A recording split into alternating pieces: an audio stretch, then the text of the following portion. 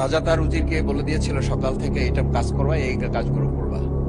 উজির বলেছিল যে আমাকে যে কাজগুলো বলেন কোনটা কখন গুরুত্বপূর্ণ কোনটা ছুটে যায় তার চেয়ে আপনি আমাকে একটা তালিকা করে দিলে ভালো হয়। তালিকাও করে দিয়েছিল। তালিকা দেখে দেখে সে কাজ শুরুই করেছিল। হঠাৎ করে রাজার মনে হলো সে একবার শিকারে যাবে।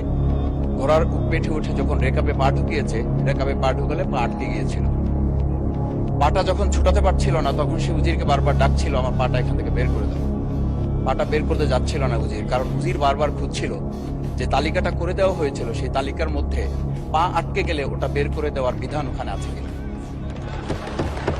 শেষ পর্যন্ত রাজার পা আর ওখান থেকে বের করা যায়নি এবং রাজাকে মুক্ত করা সম্ভব হয় নাই বলে আমরা গল্পে জেনেছি। ঠিক আমার কাছে আজকে সংসদ এরকম একটা গল্পের মতো মনে হয়। আমরা জুলাই সনদে যখন আমাদের 4 বছরের সন্তানরা জীবন দিয়েছে, আমরা যখন দেখেছি বিগত